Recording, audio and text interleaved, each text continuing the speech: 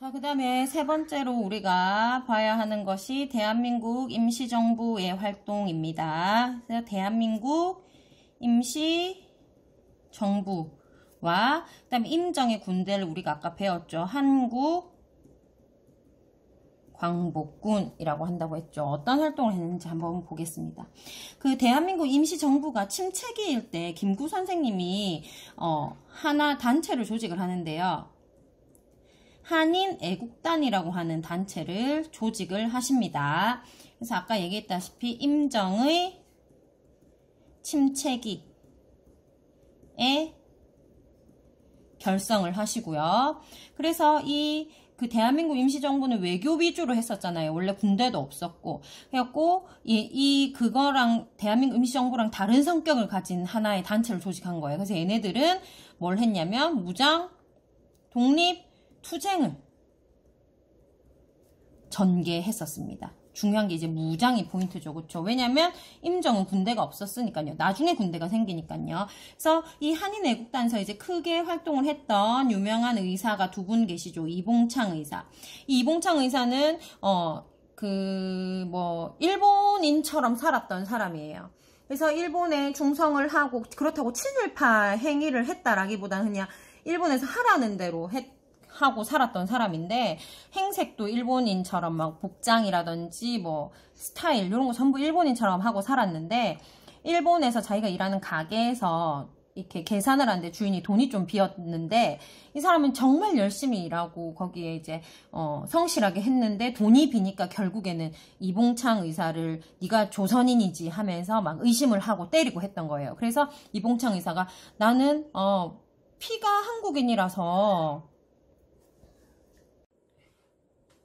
의심을 받는구나 이렇게 이제 생각을 하고 나는 내 출신을 숨길 수가 없구나 하면서 내가 평생을 민족을 위해 살지 못했으니 앞으로 남은 생은 이제 민족의 독립을 위해 살겠다라고 이제 생각을 하시고 일본에서 이제 중국까지 김구 선생님을 찾아오게 됩니다. 그래서 이봉창 맨 처음에 이제 행색이 너무 일본 사람 같이 하고 있으니까 스타일 자체가 그래서 이제 그 김구 선생님을 비롯한 주변 사람들이 이제 밀정이 아닌가 이렇게 의심을 많이 했다고 하는데 김구 선생님이 이제 얘기를 나눠보고 이 사람은 밀정이 아니라 진짜 독립투쟁을 위해서 큰일을 할 사람이다라고 생각을 한 거예요. 그래서 이제 폭탄을 구해주게 된 거죠. 그래서 이 이봉창 의사는 폭탄을 안고 숨기고 배를 타고 기차를 타고 배를 타고 일본 도쿄까지 다시 들어오게 됩니다. 근데 들어오는 길은 그렇게 어렵지 않았어요. 왜냐면은 일본 말도 굉장히 능숙하게 잘하고 스타일도 일본 사람처럼 해 있었기 때문에 그래서 도쿄에서 결국에 이제 일본 국왕이 지나가는 타고 있는 마차가 지나가는데 거기에 이제 폭탄을 던지게 된 거죠. 그래서 일본의 국왕을 암살하는 것을 시도를 했는데 안타깝게 실패하고 맙니다. 왜냐면 이제 폭탄이 그때 당시에 기술이 좋았던 것도 아니고 해서 불발이었어요. 그래서 그러니까 제대로 효력이 있게 그러니까 효능이 있게 터진 게 아니라는 거죠.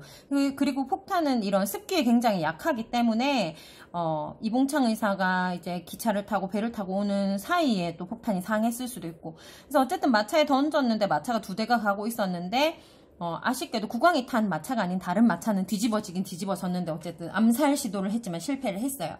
그래서 이게 이제 실패를 했지만 신문에 엄청나게 대대적으로 보도가 된 거예요. 전 세계에 그러니까 그 중국이나 우리나라나 일본이나 그래서 이걸 보고 윤봉길 의사가 나도 뭔가를 해야겠다 하면서 이제 김구 선생님을 찾아가게 되는 거예요. 그래서 이봉창 의사의 의거가 없었다면 윤봉길 의사의 의거도 없었던 거예요. 그래서 이 윤봉길 의사가 찾아가서 유명하죠. 김구 선생님과 얘기를 하고 시계도 바꾸고 이렇게 했다고 하죠. 그쵸? 그래서 상하이 홍커우 공원에서 우리가 알고 있는 그 도시락 폭탄을 던졌다라고 하죠. 그 의거, 큰일을 했다. 의로운 큰일을 했다라고 합니다. 근데 다 알고 있는 친구들이 많을 건데 수통폭탄, 즉 물통폭탄이랑 도시락폭탄 2개를 준비를 했었고 도시락폭탄이 이제 그 자결용, 수통폭탄은 이제 그 일본 고위급에 던질 폭탄이었죠. 그래서 수통폭탄 던져서 일본에 굉장히 큰 피해를 입혔습니다. 그래서 엄청나게 많은 사람들이 다쳤고요. 죽었고요. 그리고 결국에는 이 일본에 많은 피해를 준 거를 보고 중국 정부에서 감동을 하게 돼요. 왜 중국의 그 수많은 인구 중에 한 명 못하는 것을 저 작은 나라의 청년이 해내었다 해서 중국 정부가 감동을 해서 지원을 해주게 됩니다. 그래서 중국 정부의 지원을 받게 되는 거죠. 이때 중국 정부의 힘을 가지고 있었던 당이 바로 어느 당이냐면 국민당이에요. 장제스. 그래가지고 이제 이거를 계기로 우리나라가 이제 일본에 이렇게 공격을 하고 있다. 이렇게 된 거죠. 그래서 우리나라도 군대를 가져야겠다 하면서 드디어 임정에 한국 광복군이 창설이 되는 겁니다.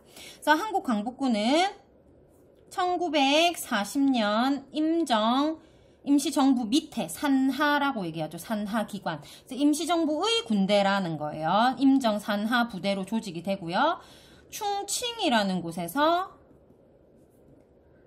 조직이 됩니다. 우리나라 임시정부가 중국 안에서도 계속 그 내륙 쪽으로 육지 안쪽으로 이동을 하게 되거든요. 일본의 감시를 피해서요. 그래서 충칭에서 조직이 되고요. 그 다음에 태평양 전쟁이 발발했을 때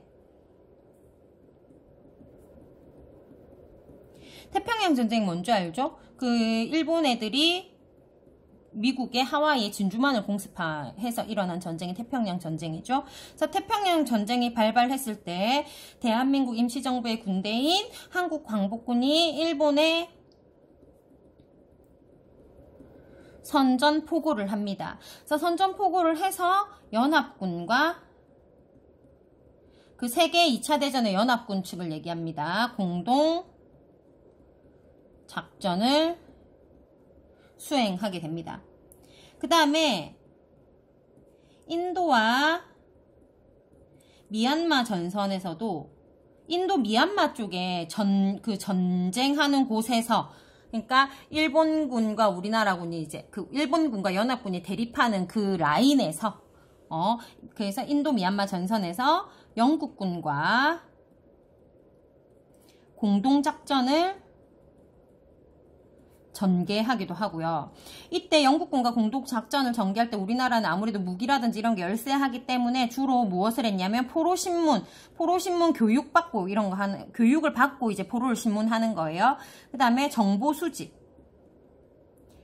요런 활동을 계속 공동작전을 전개했었습니다. 그 다음에 일본군이 얼마나 나쁜 행동을 하는지 일본군에 대한 선전 활동도 합니다. 선전이라는 것은 광고, CF 이런 거, 알림 이런 거예요. 그래서 그 홍보 활동이라고 보면 돼요. 일본군이 나쁘다라는 것을 계속 알렸다라는 겁니다. 그 다음에 중요한 게 미군과 함께 우리나라에 이제 특수부대를 조직해가지고 국내 진입 작전을 계획했습니다. 실제로 우리가 우리나라 안에 있는 일본군을 직접 우리의 군대로 미국과 함께 밀어내자라는 진입작전을 계획해서, 우리나라에 이제 그 젊은 사람들 몇 명을 미국에서 특수부대 교육을 시켰거든요. 그래서 우리나라로 이제 투입하려고 했었어요. 근데 투입하려고 하는 그 비행기 안에서 투입하려고 우리나라로 들어가다가 비행기 머리를 돌렸다고 하거든요. 왜 돌렸냐면 그때 일본이 생각보다 빨리 항복을 한 거예요. 조기 항복. 빨리라는 뜻이에요. 조기라는 것은. 그래서 일본의 조기 항복으로 실행하지 못합니다. 그래서 실제로 우리가 일본이 항복해서 우리나라가 광복된 거는 굉장히 좋은 일이긴 하지만 우리가 실제로 우리의 힘으로 밀어낼 수 있었는데 그걸 못해서 굉장히 안타까워하는 사람들이 많았습니다. 그 다음에 네 번째, 건국을 위한 준비. 건국을 위해서 우리가 어떤 준비를 하고 있었느냐 한번 볼게요.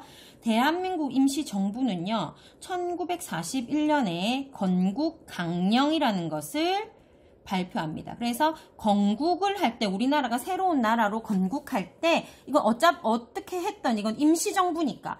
그래서 진짜 정부를 만들고 나라를 만들 때 어떤 거를 기준으로 할 것인가에 대해서 발표를 한 거예요. 그게 바로 뭐냐면 이제 삼균주의에 입각해서 요 건국 강령을 만들었는데요. 삼균주의라고 하는 것은 이제 조소왕 선생이 주장을 한 건데 세 개가 균형을 이루어야 된다라는 거예요. 그래서 조소왕 선생님이라고 요 사람이 말한 건데 개인과 개인, 그 다음에 민족과 민족, 그 다음에 국가와 국가 사이의 완전한 균형이 이루어진 상태를 삼균주의라고 얘기해요. 삼균.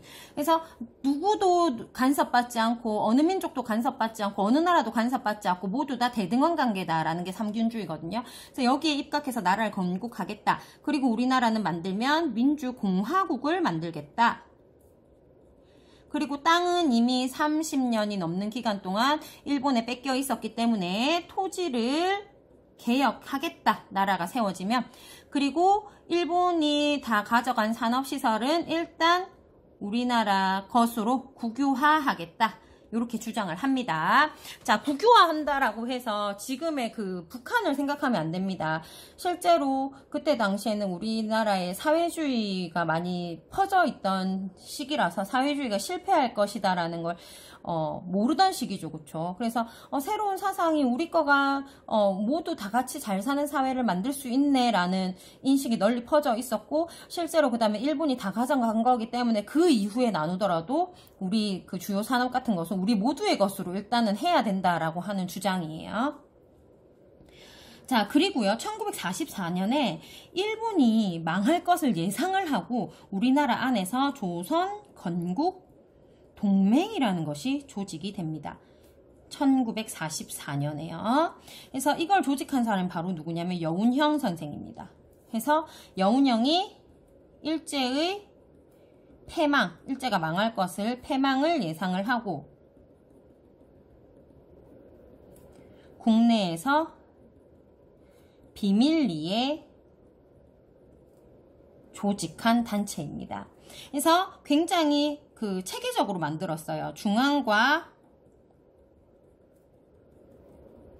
지방에 다 조직을 갖췄고요. 체계적인 조직을 갖춤. 그리고 얘 역시 민주주의 원칙에 의해서 건국하겠다라고 조선건국동맹을 만들었고요. 그 다음에 여기서 중요한 게 바로 뭐냐면 조선의용군, 기억납니까? 조선의용군과 협동작전을 계획을 했어요. 조선의용군 아까 금방 배웠었죠. 조선의용군이 여기에 나왔었잖아요. 중국 관내에서 조선독립동맹하고 조선의용대의 일부가 만든 군대다. 조선의용군. 그쵸? 그래서 그 조선의용군과 협동작전도 계획을 했고요. 그 다음에 임시정부와도 임정과 연결했다라는 거죠. 연계를 도모했습니다. 그래서 결국 이 조선건국동맹은 뭘로 만들어지냐면 1945년 우리 8월 15일 날 광복되잖아요. 광복 후 조선 건국 준비 위원회로 발전을 하게 됩니다. 그래서 우리가 이제 광복하고 나서부터 계속 나오는 게 바로 뭐냐면 건준이라는 거예요. 건준. 그래서 임시정부는 우리가 임정이라고 말하죠. 조선건국준비위원회 우리가 건준이라고 얘기를 합니다. 그래서 이때 당시에 보면은 우리나라 밖의 상황을 보면 여기 화북 지역에 있는 그 독립단체가 뭐였냐면 이제 조선독립동맹. 아까 만들었던 조선독립동맹이 이 지역에 있고요. 그 다음에 우리나라 안에는 건국동맹,